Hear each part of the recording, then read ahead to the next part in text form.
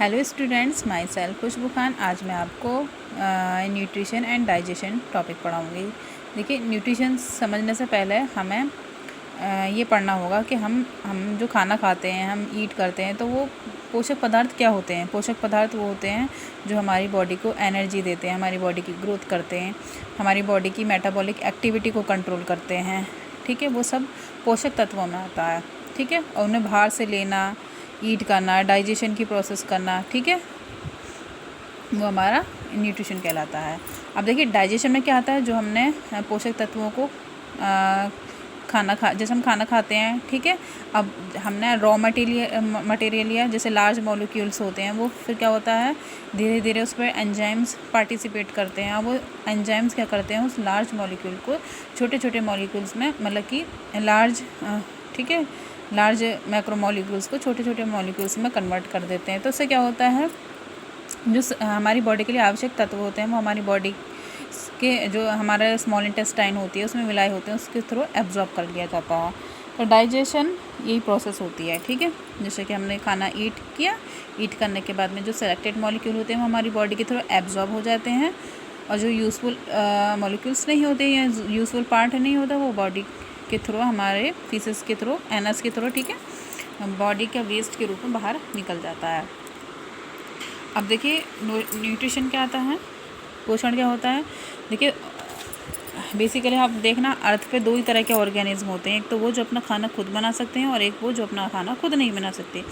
जो अपने फूड की फॉर्मेशन खुद कर लेते हैं, हम उनको ऑटोट्रॉफिक कहते हैं। जो अपने फूड की न्यूट्रिशन खुद नहीं कर पाते, उन्हें हम हेटरोट्रॉफिक कहते हैं। जैसे कि हम ऑटोट्रॉफिक में एग्जांपल ले सकते हैं कीमोसिंथेटिक।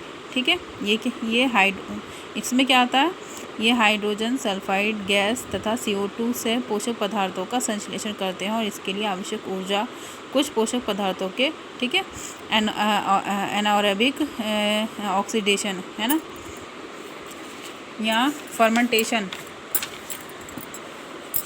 फर्मेंटेशन द्वारा प्राप्त होती है। जैसे कि कुछ बैक्टीरिया होते हैं, जैसे कि नाइट्रोसोमोनास, नाइट्रोबैक्टर, सल्फर बैक्टीरिया, ये क्या करते हैं, जो केमिकल्स होते हैं ना, उनका एनारोबिक तरीके से ब्रेक डाउन करते हैं। फिर आते हैं फोटोसिंथेटिक ऑर्गेनिज्म होते हैं, जो क्या करते हैं, जैसे कि फ़ोटो का मतलब होता है लाइट, सिंथेसिस का मतलब होता है किसी चीज़ का बनना, यानी ऐसे ऑर्गेनिज्म जो लाइट की प्रेजेंस में अपनी फूड की फॉर्मेशन कर सकते हैं, उनको हम फोटोसिंथेटिक कहते हैं। ठीक है, जैसे कि हम अपने प्लांट्स ले सकते हैं। और हेटरोट्रॉफिक क्या होते हैं, हेटरोट्रॉफिक वो ऑर्गेनिज्म होते हैं जो अपना न्यूट्रिशन खुद नहीं बना पाते। फिर आता है हर्बीवोर्स, जैसे types of nutrition in animal.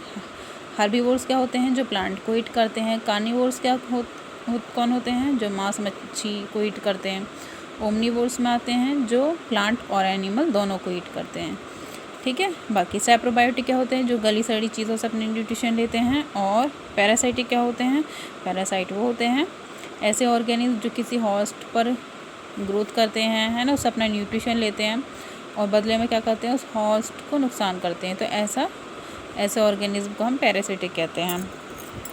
अब आता है डाइजेस्टिव सिस्टम। डाइजेस्टिव सिस्टम में क्या आता है, डाइजेस्टिव सिस्टम, देखिए, हम जैसे खाना हमने खाया, ठीक है, अब उस फूड से हमें क्या होता है, जो हमारी बॉडी के लिए आवश्यक तत्व होते हैं, वो हमारी बॉडी से एब्जॉर्ब कर लिए जाते हैं। ये इंपॉर्टेंट मॉलिक्यूल्स होते हैं जो हमारी बॉडी की ग्रोथ के लिए चाहिए होते हैं। ठीक है, वो हमारी बॉडी के थ्रू एब्जॉर्ब कर लिए जाते हैं, और जो वेस्ट होता है वो हमारी बॉडी से एनएस के थ्रू रिमूव हो जाता है। तो अब ये काम करने के लिए एक सिस्टम होता है जिसको हम डाइजेस्टिव सिस्टम कहते हैं। ठीक है, डाइजेस्टिव सिस्टम में क्या आता है, एक हमारी एलिमेंट्री कैनाल आती है, और उससे संबंधित कुछ एसेसरी ऑर्गन्स आते हैं। एलिमेंट्री कैनाल हमारे माउथ, है ना, माउथ के बाद में बक्कल कैविटी, फेरिंग्स, स्टमक, फिर small intestine, then large intestine, फिर एनस पर जाकर कंप्लीट हो जाती है एलिमेंट्री कैनाल से समझ रहे होंगे, गुहा, लंबी सी गुहा। ठीक है, और एसेसरी ऑर्गन्स में वो आते हैं, ऐसे ऑर्गन जो डाइजेशन में मदद करते हैं, उनको हम एसेसरी ऑर्गन कहते हैं। ठीक है, एलिमेंट्री कैनाल को गैस्ट्रोइंटेस्टाइनल ट्रैक्ट भी कहा जाता है। ठीक है, अब देखिए, हमारी गैस्ट्रोइंटेस्टाइनल ट्रैक्ट की स्टार्टिंग कहाँ से होती है, मुख गुहा, यानी ओरल कैविटी, हमारा माउथ है, लिप है, ठीक है, यहाँ से स्टार्ट होती है। सबसे पहले आती है हमारी बक्कल कैविटी, ओरल कैविटी हो गया, फिर फेरिंग्स के बाद oesophagus, then stomach, then small intestine, then large intestine, फिर एनस पे जाकर वो कंप्लीट हो जाती है। ठीक है, अब इसमें हमारी कुछ सहायक ग्रंथियाँ भी आती हैं, एसेसरी ऑर्गन्स भी आते हैं जो डाइजेशन में मदद करते हैं, जैसे कि हमारे टीथ हैं, या फिर हमारे टंग है, या सैलिवरी ग्लैंड्स हैं, या टॉन्सिल्स हैं, लीवर है, गॉल ब्लेडर है, पैनक्रियास हैं, ये सहायक अंग में आते हैं। ठीक है, अब फिजियोलॉजी में क्या होता है, फिजियोलॉजी ऑफ एलिमेंटेशन, इसमें क्या होता है, इंजेशन, भोजन करना, अर्थात मुख द्वारा भोजन का मुख गुहा में अंतर्ग्रहण, यानी जैसे हमने बाइट होती है, निवाला हमने, लुकमा हमने मुंह के अंदर लिया, इस प्रोसेस को बोलते हैं हम अंतग्रहण यानी इंजेशन। डेग्लूटिशन का मतलब होता है निगलना, यानी भोजन को ग्रासनली में निगलना। ठीक है, उसके बाद में आता है कंडक्शन। ठीक है, जो पेरिस्टाल्टिक जो मोमेंट होता है हमारी बॉडी में द्वारा ग्रासनली से लेकर गुदा तक पूर्ण आहार नाल में भोजन का संचालन, यानी हमारे बॉडी में जो पेरिस्टाल्टिक मूवमेंट होती हैं तो उससे क्या होता है, हमारा फूड का एक तरह से संचालन होता है, उसको बोलते हैं, इस प्रोसेस को हम कंडक्शन। फिर डाइजेशन, जो फूड का पार्टिकल, जो फूड हमारे अंदर गया, हमारी बॉडी के अंदर गया, हमने खाया, अब उसमें क्या होता है, धीरे धीरे डिफरेंट टाइप के एंजाइम्स आएंगे, एसिडिक कंडीशन भी आती है, बेसिक कंडीशन भी आती है, एंजाइम्स आते हैं, उस फूड को छोटे छोटे रूप में तोड़ते हैं, जो सेलेक्टेड मॉलिक्यूल्स होते हैं हमारी बॉडी के एब्जॉर्ब हो जाते हैं, जो वेस्ट होता है वो बॉडी से रिमूव हो जाता है। एब्जॉर्प्शन की प्रोसेस, जो पोषक है ना, पचे हुए पोषक पदार्थों का आहार नाल की गुहा से इसकी दीवार में उपस्थित रुधिर वाहिनियों के रुधिर में तथा लसिका वाहिनियों की लसिका में पहुंचना, यानी जैसे कि हमारी स्मॉल इंटेस्टाइन होती है, उसमें प्रॉपर तरीके से फूड का डाइजेशन होता है और फूड का एब्जॉर्प्शन भी वहीं से होता है। ठीक है, 90%। तो उससे क्या होता है, जो हमारे सेलेक्टेड मॉलिक्यूल जो हमारी बॉडी के लिए यूज़फुल होते हैं वो हमारी बॉडी के थ्रू एब्जॉर्ब कर लिए जाते हैं, है ना। जो आंत की विलाई होते हैं, है ना, वो ब्लड के कांटेक्ट में होते हैं और वो जो विलाई होते हैं एब्जॉर्ब करते हैं, वो ब्लड को पहुंचा देते हैं वो फूड के मॉलिक्यूल्स।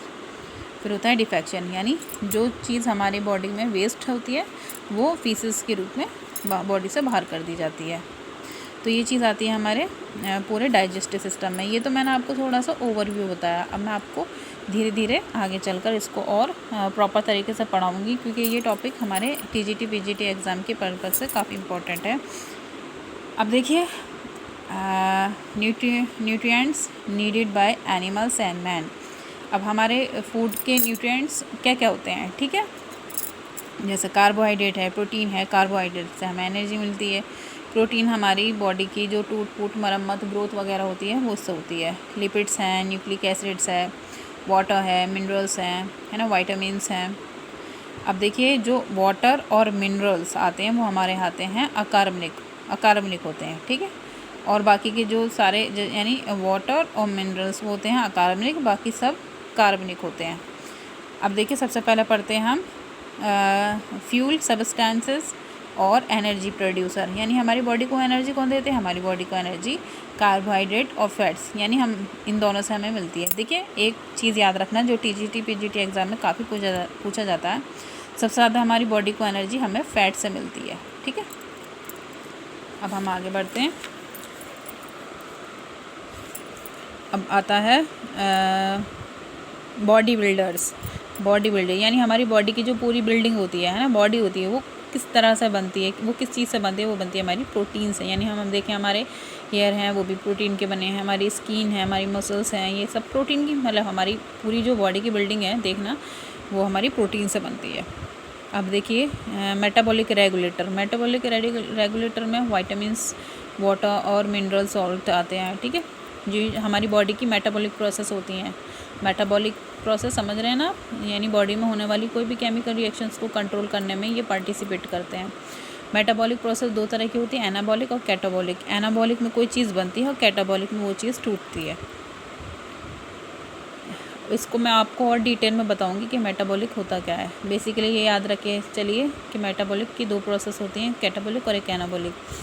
आनुवंशिक पदार्थ में हमारा यानी हेरिडिटरी सब्सटेंसेस में हमारा न्यूक्लिक एसिड आता है। अब ये आगे का टॉपिक मैं आपको नेक्स्ट वीडियो में पढ़ाऊँगी।